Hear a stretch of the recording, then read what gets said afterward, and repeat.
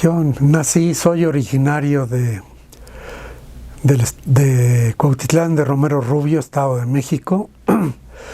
Nací el 10 de septiembre de 1948. Mi formación académica es de abogado por la UNAM. Estudié también algún diplomado de alta dirección de empresas por el IPADE. Y algunas otras cosas, pero ya sin títulos, sin aspiraciones académicas, en materia de derecho, materia legislativa, que son la base fundamental de mi formación. Ingresé formalmente en 1967, o sea, de ese año data mi primera credencial, aunque 2 o 3 años antes ya participaba en el partido, pero estaba muy joven y todavía no tenía la edad para ser admitido como miembro, porque la ley de aquel entonces marcaba 24 años. Y yo participé muy joven, casi desde que estaba terminando la secundaria. Asistía a conferencias, pláticas, me simpatizaba el PAN, pero ya el paso definitivo para mi afiliación fue hasta 1967. Tengo ya más de 55 años militando en el partido. En aquel entonces, en los primeros años de los que hablo,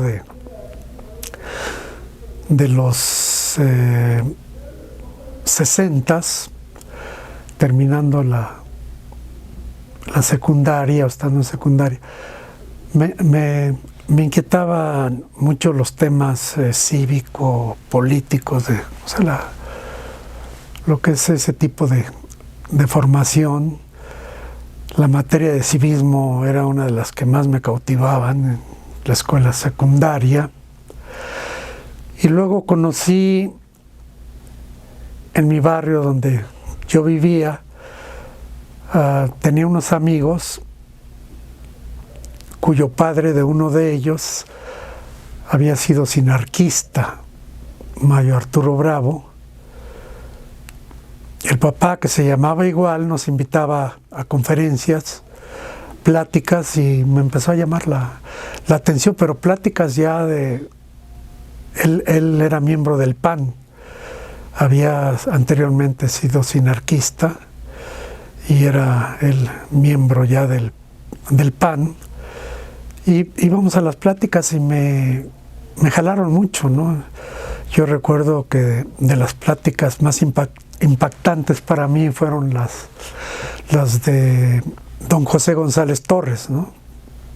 Un gran personaje y un referente fundamental para mí en mi entrada al Partido Acción Nacional. Su voz cautivaba, era de una gran autoridad moral, y todo eso empezó a jalarme. Entonces yo solicité más información, folletos, qué era el PAN. Me llamaba la atención de quienes participaban en el partido en ese entonces a nivel distrital, pues eran gente sencilla, común y corriente, sí, pero algo había en ellos, ¿no? Algo había en ellos que me llamaba la atención. Se hablaba mucho de la democracia, de la libertad, se hablaba del bien común, se hablaba de la familia, o sea, valores que había que preservar, que defender. Y me empezó a llamar mucho eso la atención, y ya entonces leyendo folletos, yo no quise afiliarme de primera mano porque quería yo conocer más. Yo he sido un hombre también analítico, yo no tomo decisiones precipitadas, salvo cuando la ocasión lo exige, que hay que tomar decisiones en el momento. Pero esta de ingresar a un partido como el Matrimonio, creo que son de las que hay que pensarle bien. Y así lo pensé, conseguí folletos de otros partidos, del propio PRI, de ese entonces del PARM, del PPS. La izquierda todavía no existía legalmente, estaba el Partido Comunista, pero actuaba en el clandestinaje. Entonces, ya una vez leídos esos principios, me decidí y toqué las puertas del PAN para afiliarme. Así es, ya en 67, por cierto, en el mismo año de mi afiliación, participé en la primera campaña con Gerardo Medina Valdés, quien fue director de La Nación, y él fue candidato a diputado por el 20 distrito de esta ciudad, allá por la Villa de Guadalupe, un distrito más grande, de los más grandes del país. Y siendo muy joven, pues ya estando en la preparatoria, yo era un orador muy activo, muy fogoso, muy entusiasta, y participé en toda la campaña de Gerardo Medina Valdés. Terminando esta campaña, me hicieron responsable del juvenil de ese distrito, y ya posteriormente, años después, fui presidente de ese distrito.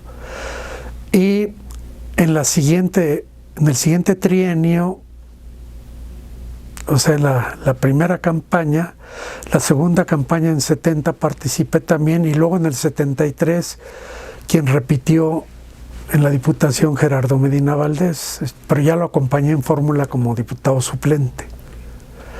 Y ya de ahí, pues, tuve otras responsabilidades en el partido. Pero sí, yo podría decir, en resumen, para no hacer un cuento largo, eso fue el inicio de una carrera parlamentaria para mí. Yo posteriormente volví a ser diputado, o sea, la primera vez fue en 73, 76 fue como diputado suplente, pero ya como diputado propietario, fui candidato por ese mismo distrito, fue en 76, en la 50 legislatura. Regresé en 1985, varios años después, a ser diputado por segunda vez, aunque ya esta vez por la segunda circunscripción, después de haber sido candidato a gobernador por el Estado de México. Fui diputado por segunda ocasión en la 53 y finalmente en la 55 legislatura, 91-94, diputado federal por tercera ocasión. Y digo una carrera parlamentaria porque también a nivel local, Ciudad de México, participé en la primera asamblea de representantes, cuyo coordinador era José Ángel Conchello, y de los miembros distinguidos, entre otros, estaba Felipe Calderón. Luego en la tercera asamblea de representantes, primera legislativa, ya fui coordinador y participé por segunda ocasión, y finalmente como diputado constituyente de la Ciudad de México en el 2016, integrante de la primera asamblea constituyente. O sea que 3 ocasiones estuve como diputado federal y en 3 ocasiones como diputado de la Ciudad de México, asambleísta, ¿no? Entonces fue para mí Acción Nacional una escuela importante para esa formación legislativa que tuve, que se complementó con mi participación en el gobierno, en la primera etapa con Vicente Fox, en la Secretaría de Gobernación, que estaba a cargo de Santiago Krill. Estuve como titular de la unidad de gobierno, posteriormente estuve como, y por unos cuantos días, casi menos de un mes, estuve encargado de la subsecretaría de gobierno. Y posteriormente pasé a la Dirección de Comunicación Social, y también en un paso importante porque me nombraron vocero anteriormente no existía esa figura del vocero de la Secretaría de Gobernación, y yo fungí como tal. Y concluí esa etapa. Luego en la administración estuve también con Alonso Lujambio en la Secretaría de Educación Pública, en una posición también muy importante. La coordinación ejecutiva, que anteriormente era una subsecretaría y que tenía una responsabilidad muy importante ahí. O sea, fueron mis... Y también regresé a la Secretaría de Gobernación ya cuando era titular Gómez Mont, y era subsecretario Manuel Mijares. Entré nuevamente a la unidad de enlace legislativo, de la que formé parte también en otra etapa. Después de haber sido presidente distrital en el 20 distrito, posteriormente en cargos así directivos, en 88 entré como secretario general de José Ángel Conchello, que duró 6 años, 2 trienios, y fungí como secretario general en la Ciudad de México hasta el 93. Y ya en el 93 ocupé la presidencia por primera ocasión, y la reelección en 1996 hasta 99. Es decir, 93, 99, 2 trienios, fui presidente del PAN en la Ciudad de México. Cabe mencionar que en la segunda parte, pues yo creo que fue de las últimas ocasiones en que se podía formalmente, pero físicamente es muy difícil tener 2 cargos. Yo fui presidente del PAN y coordinador de los asambleístas del PAN en la tercera asamblea. Eso, digo, no solamente me dio a mí una mayor fuerza política por mi cargo que tenía, sino que le sirvió al partido para tener una mayor proyección, el ser coordinador en la Asamblea Legislativa y a la vez presidente del PAN de la Ciudad de México. Esto fue una experiencia muy importante porque el PAN de la Ciudad de México inició la profesionalización de la política, y se empezó a tener mayores herramientas para el trabajo, mayores espacios. En los primeros tiempos el PAN no tenía locales. Cuando yo fui presidente del PAN, rentábamos un pequeño local. En ocasiones nos íbamos a locales prestados por familiares, porque el PAN no tenía locales para sesionar, y en otras ocasiones pagábamos renta.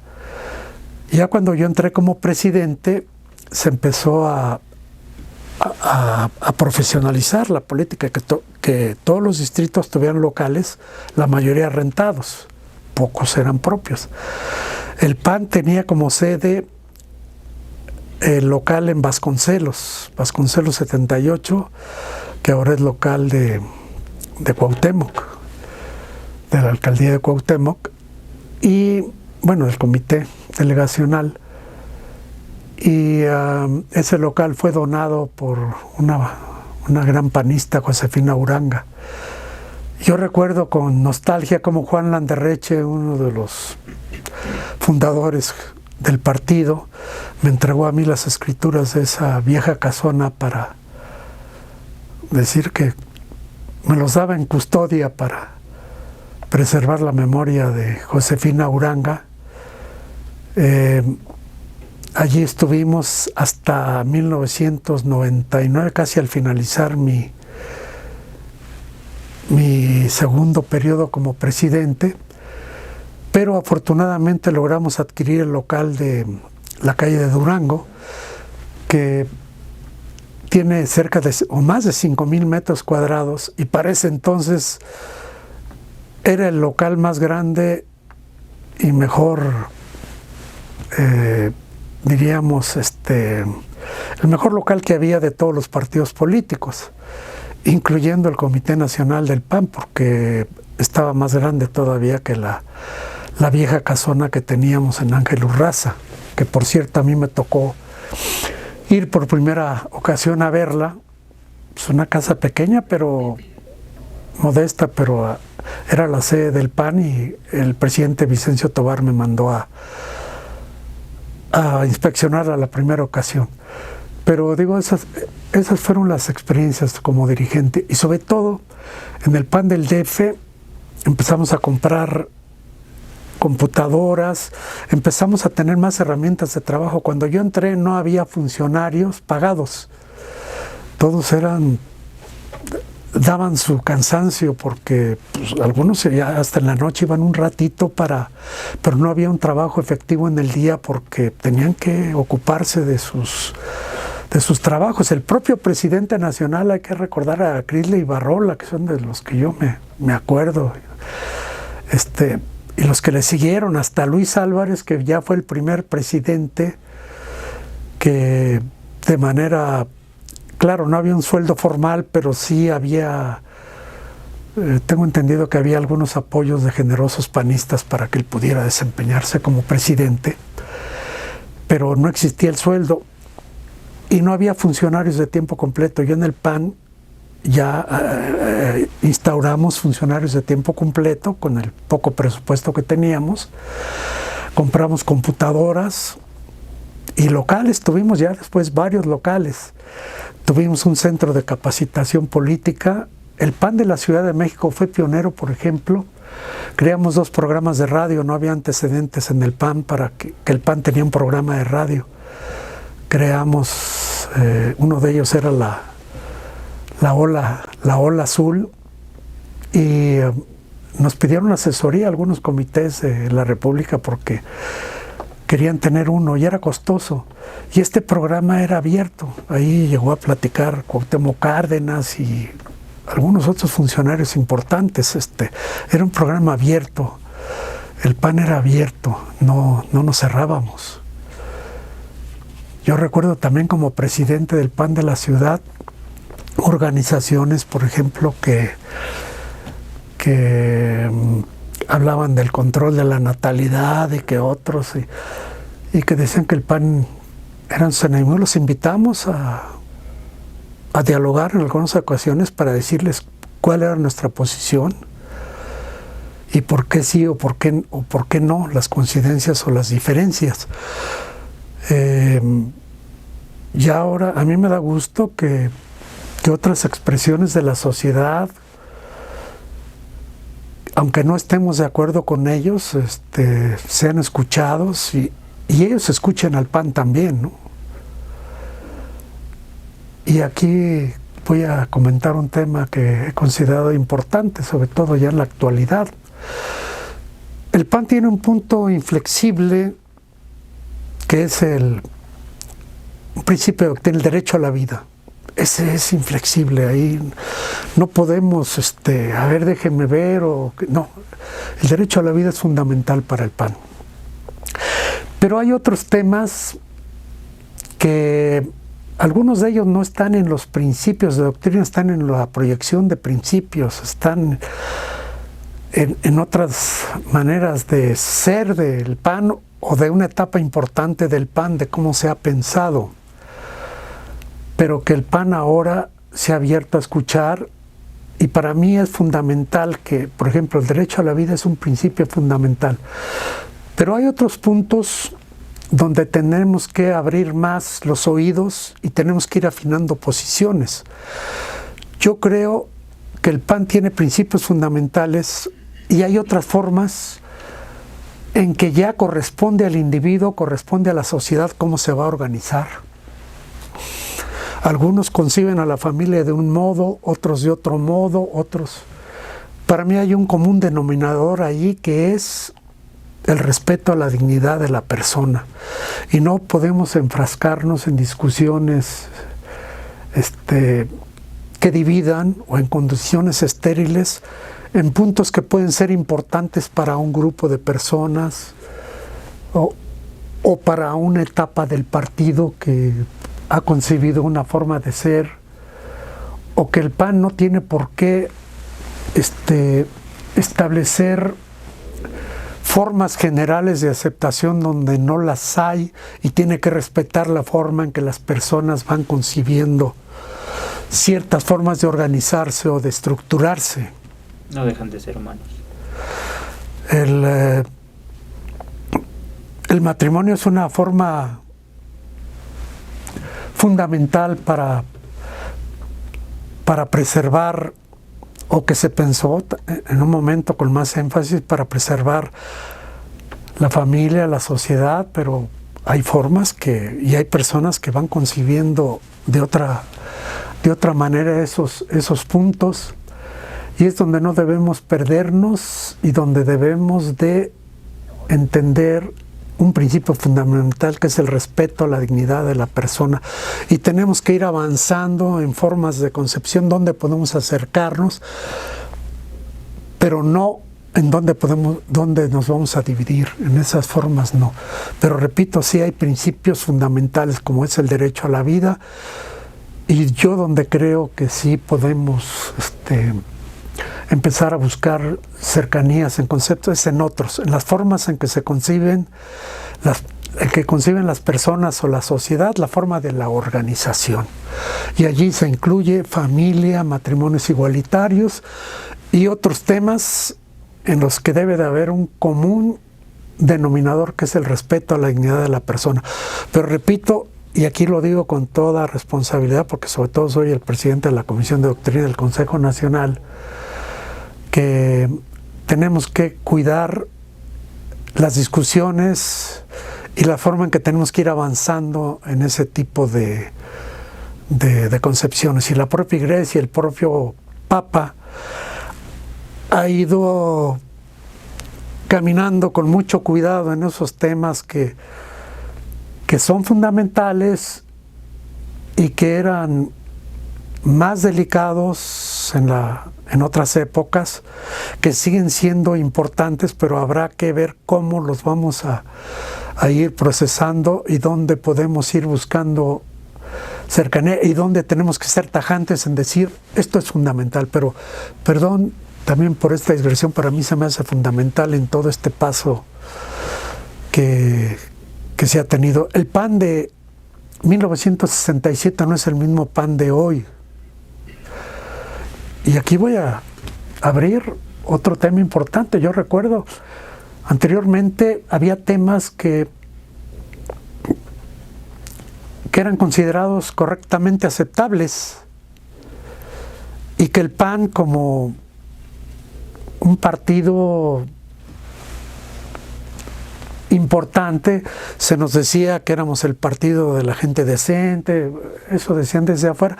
Claro que afortunadamente había mucha gente que encuadraría en esa categoría, y ahora bueno, ya hay mezcla, y ya las calificaciones creo que no son un parámetro desde ese punto de vista, pero sí hay que ir entendiendo eso.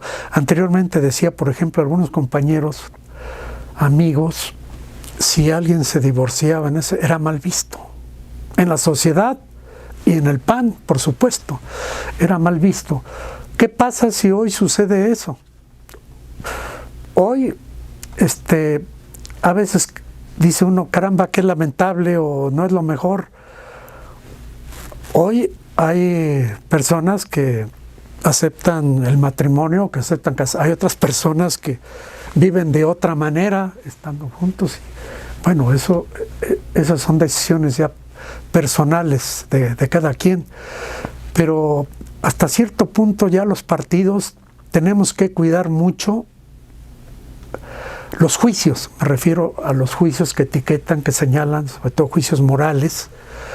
Hay principios de convivencia que son fundamentales. Ahí sí, sean personas heterosexuales o no, las escenas que se consideran como inaceptables socialmente son inaceptables para todas las personas, independientemente de cómo sea cada persona en general. Pero creo que sí son temas también que tenemos que ir avanzando. La moral es una cuestión importante, pero sí tenemos que cuidar también esos conceptos y esos señalamientos. Y es lo que el PAN tiene que ir visualizando y avanzando hacia el futuro. Rescatar sus principios fundamentales, entender qué es lo fundamental y qué otras cosas son materia de diálogo, de discusión, de acercamiento o no, pero cuidado con los dogmas que se expresan como tales y que en realidad en un momento dado no lo son. Ahí sí habrá que ir madurando mucho como partido. Híjole, hay recuerdos.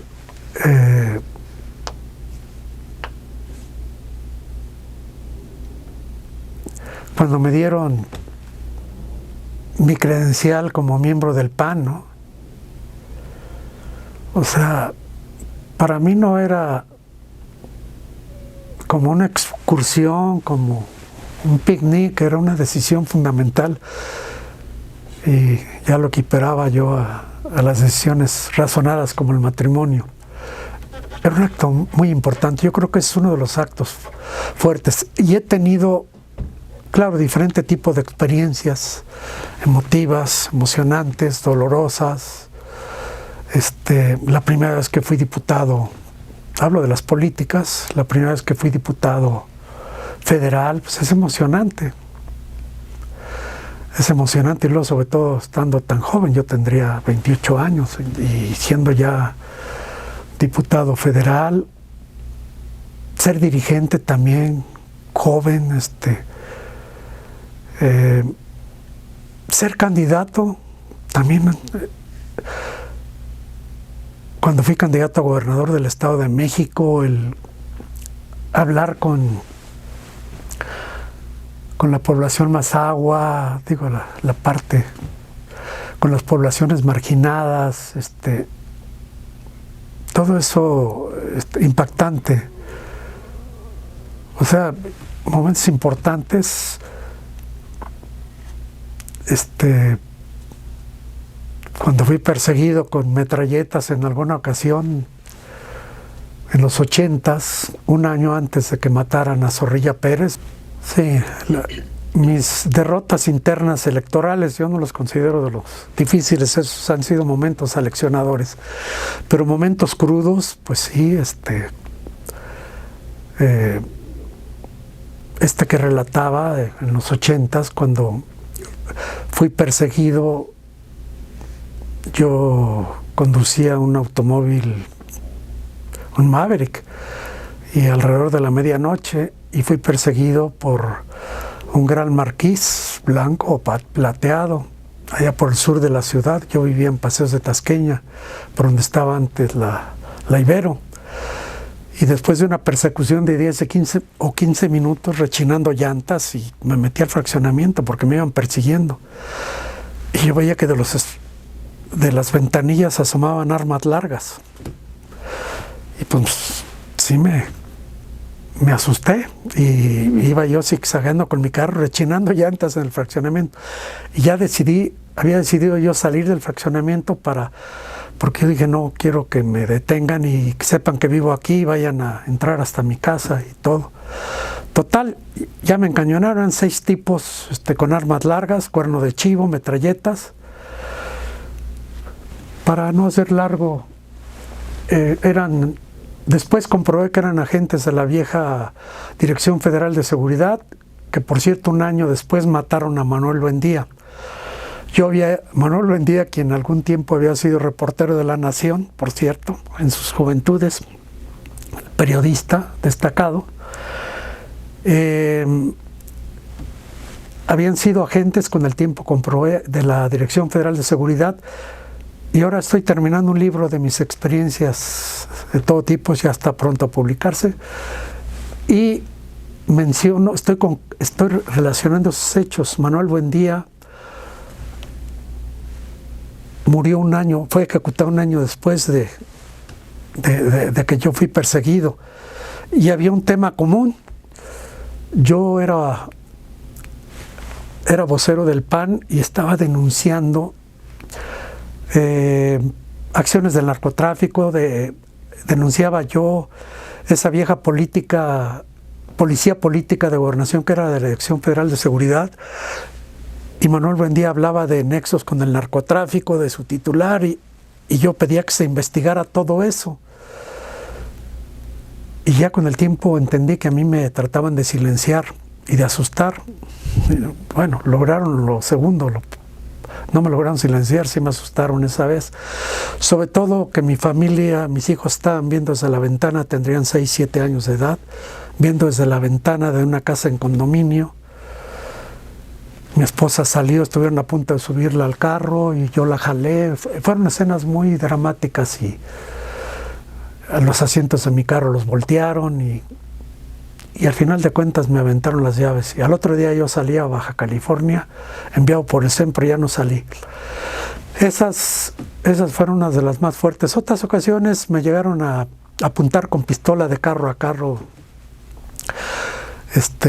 En elecciones locales en Puebla, recuerdo en algún municipio, Acapulco, un cacique me sacó una pistola, siendo yo diputado joven. En Sinaloa recuerdo que después de las elecciones y en propio Chihuahua, perseguimos en una camioneta en Brecha algunos mapaches priistas que se habían robado urnas, y en Brecha se pararon y nos sacaron también armas largas apuntándonos. O sea, ha habido momentos, amenazas, pues muchas veces directas o indirectas por declaraciones o cosas que, por eso digo, ha habido muchas vivencias, ¿no? Sí, cómo no, pues lo recuerdo con nostalgia. Desde los 60s yo conocía a su director, fines de los 60s, a Gerardo Medina Valdés. Lo conocí y pues una revista pionera, ¿no? Y ahora lo que se ha convertido en una revista digital y moderna. Anteriormente, pues recuerdo cuando yo visitaba al director, tenía su vieja Remington escribiendo, había papel carbón para sacar copias. Posteriormente, el tiempo de los faxes, o sea, era rudimentario. Había un mensajero que tenía que repartir. El promotor de la revista La Nación, de los pioneros, José María Escobedo, a quien yo conocí personalmente y también es uno de los que influyeron mucho en mis primeros años del PAN. Él era un promotor franciscano, digo yo, porque tocaba de puerta en puerta y promovía La Nación. Él no se daba abasto, pero se imaginarán la dificultad para promover las suscripciones de La Nación, eran reducidas, pero así empezó la revista La Nación, la colaboración de articulistas, panistas principalmente. Yo colaboré en muchas ocasiones con algunos artículos. Posteriormente se creó un órgano editorial donde había algunos personajes del partido y yo. O sea, fuera de esos personajes había gente, recuerdo a Pablo Emilio Madero, recuerdo a Jorge Eugenio Ortiz Walsh, a Calderón Vega y muchos otros que formaron parte del órgano editorial. Y muchos esfuerzos para sostener esta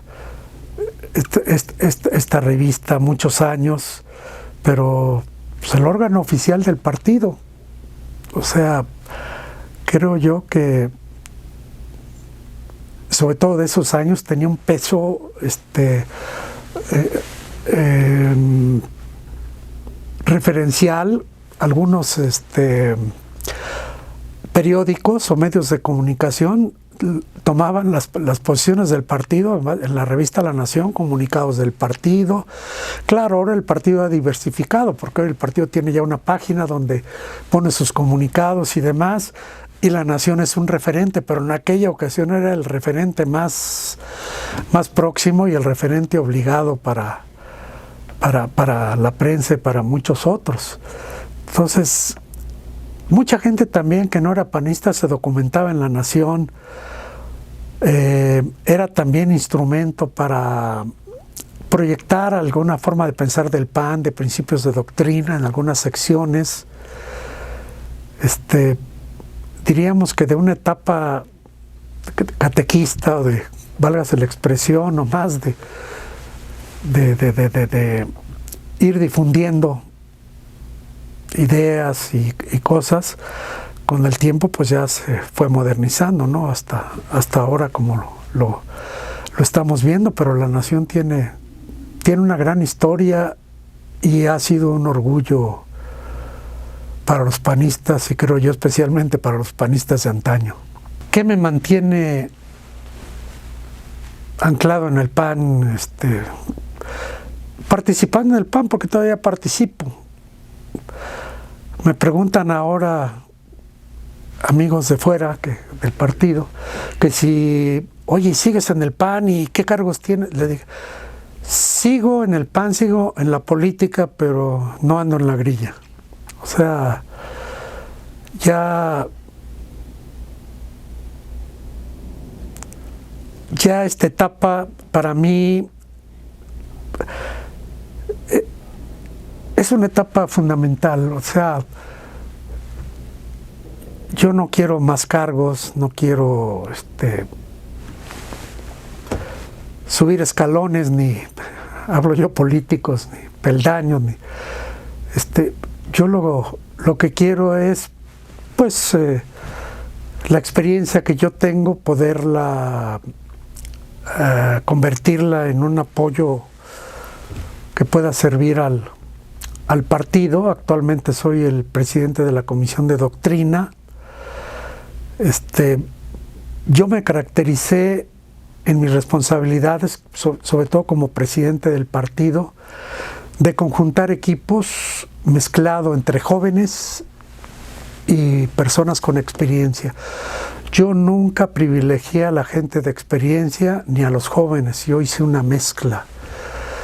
Y me enorgullezco de que algunos liderazgos que ahora tiene el PAN, en algún momento, algunos de ellos estuvieron formándose en los equipos en donde yo tuve oportunidad de transitar. Y creo que es una mezcla que el PAN debe seguir utilizando. Y los jóvenes también, ahora que entiendan que no es nada más, que el partido no es ahora exclusivamente de los jóvenes. Exclusivamente no, pero sí los jóvenes tienen una responsabilidad fundamental y especial en esto, que no desdeñen la experiencia. Los jóvenes de hoy serán los viejos de mañana. Yo recuerdo a los llamados bárbaros del norte y todo, recuerdo a Adalberto Rosas, recuerdo a mi amigo Humberto Raiz y a muchos otros valiosos, a Pancho Barrio y algunos otros. Yo les decía, porque decían ustedes los doctrinarios o ustedes los viejos, les dije, cuidado con lo que dicen, porque ahorita ustedes son lo que dicen ser, pero van a ser los viejos mañana, ustedes ahorita. Y ahora me he topado con varios de ellos y por eso creo que hay responsabilidades. Bueno, ¿qué diría yo a los jóvenes? Y sobre todo también acotando esto último, a mí me gustaría ahora poder participar en actividades de apoyar programas de capacitación, de liderazgo de jóvenes, de algo que pudiera uno servir de oratoria, porque algo servirá. Y creo que también yo obtuve una experiencia muy importante en materia de comunicación social. Fui vocero durante muchos años y cuando no lo era tuve una gran oportunidad, mi voz era repercutida en la prensa, tuve oportunidad para conocer algo de los medios de comunicación, es en algo que yo podría apoyar, ayudar, no como responsable, sino con alguna opinión o con alguna voz que pudiera conjuntarse con las noveles voces que hay ahora, o con los jóvenes pero sí, es uno un soldado al servicio del partido, y esas responsabilidades no se las da uno. Yo le diría finalmente a los jóvenes que entiendan que tienen a un partido con una gran historia, un partido que no es como cualquier otro partido, que entiendan la gran historia del PAN, y les menciono brevemente lo que es hoy el INE. Es hoy gracias a la lucha del PAN. Antes estaba el IFE, y antes estaba la Comisión Federal Electoral, cuyo titular era el secretario de Gobernación y manejaba las elecciones. No existía la credencial con fotografía. El PAN la propuso y luchó para que existiera. No existían antes representantes de casilla como hoy existen, o funcionarios insaculados o nombrados de una manera independiente. El PAN luchó por todo eso. Todo eso no se puede entender sin el PAN. Al Poder Legislativo no se le puede entender sin el PAN. La exigencia de cuentas claras, del ejercicio del gasto público, no se puede entender sin el PAN. Los primeros diputados del PAN empezaron a luchar para que eso existiera. Antes no existía. Los tribunales electorales no existían, estaba el colegio electoral. Gracias al PAN se acabó con el colegio electoral. O sea, hay la cogestión y la copropiedad en las empresas, iniciativa del PAN, que echa por los suelos aquella etiqueta que nos decían que el PAN era el partido de los empresarios. Le digo a los jóvenes que entiendan la historia del PAN. El Banco de México no se podría entender, el órgano regulador hoy de la moneda y de las finanzas del país, no se podría entender sin Gómez Morín, que fue su creador. Lean la historia del PAN y entiendan la importancia que el PAN tiene en la vida política del país. Eso es el PAN, y esa es la familia del PAN. Y yo les he dado un ejemplo de los ingleses. Los ingleses no han acabado con la monarquía. ¿Por qué? Porque quieren que la historia de Inglaterra no se pierda. Es esa historia de la monarquía, de la monarquía. A ellos les funciona, y por eso no han acabado con la monarquía. Entonces, entiendan la historia del PAN y quieran al PAN como lo queremos muchos, como el que les está hablando ahora. Yo diría que agradecerle al PAN los años de vida que llevamos juntos, que me han hecho madurar, crecer como persona, ser un mejor